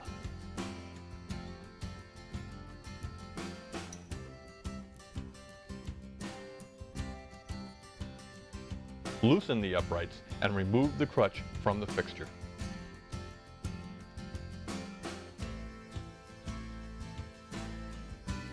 Using a zona saw, cut the bottoms off the formers and then sand the bottoms flush with the fuselage sides.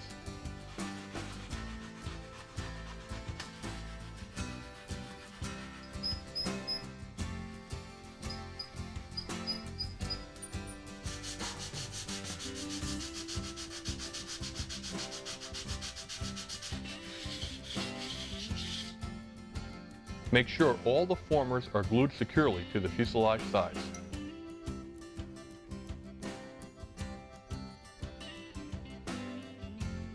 Here are the parts needed for the optional tank box.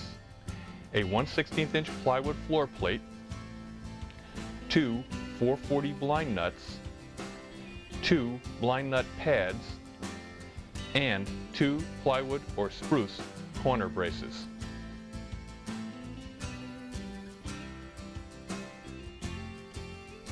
Mount the nuts to the pads and then glue the pads to the plate as shown.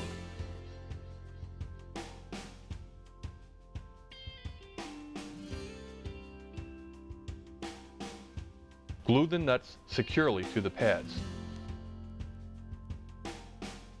Dry fit the plate to the fuselage and then epoxy the parts in place as shown in this sequence.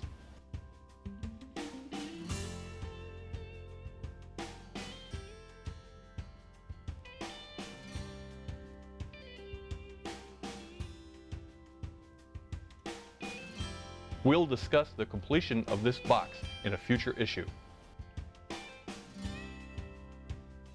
Now follow these steps to make and install a 3/8" thick balsa filler piece between the motor mounts above the tank area.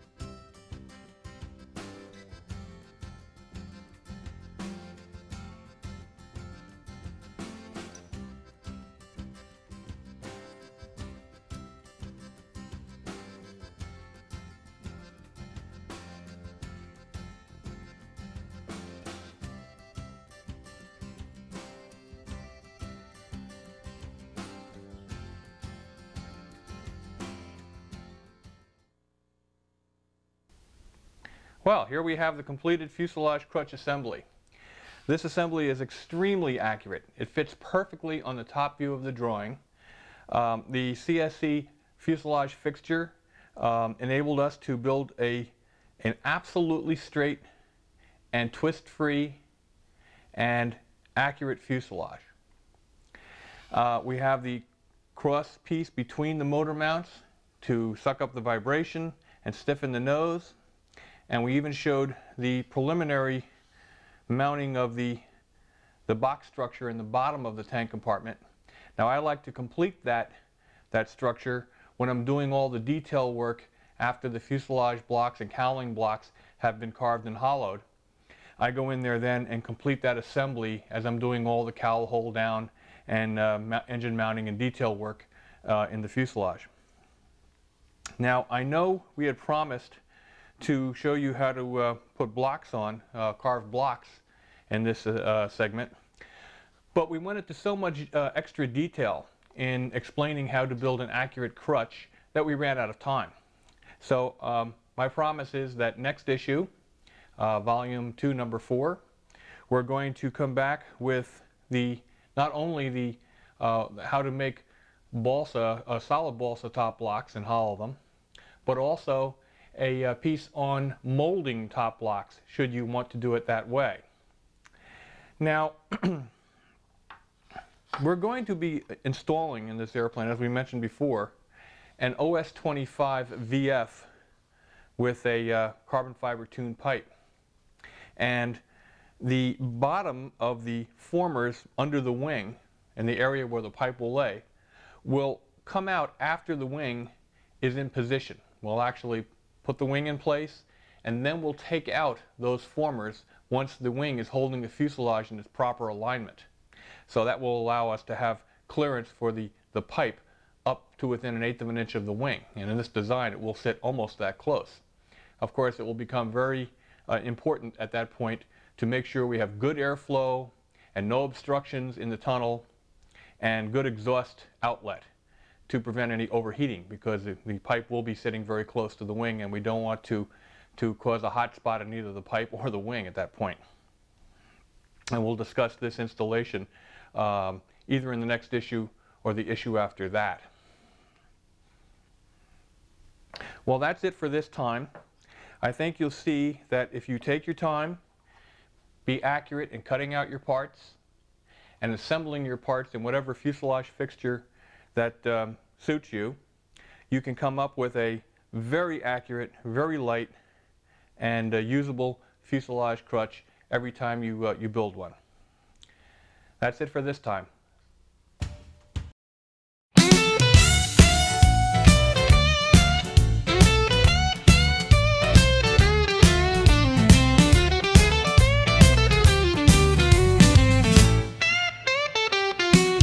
In the workshop, tools in hand, balsa wood, we make a stand, carving dreams from days gone by, stunt hangar planes that touch the sky, control lines tight, the engine hums, crafting art where passion drums. Stunt hangar, flying high, old world craft beneath the sky, balsa wings we build with care. Stunt hangar, join us there.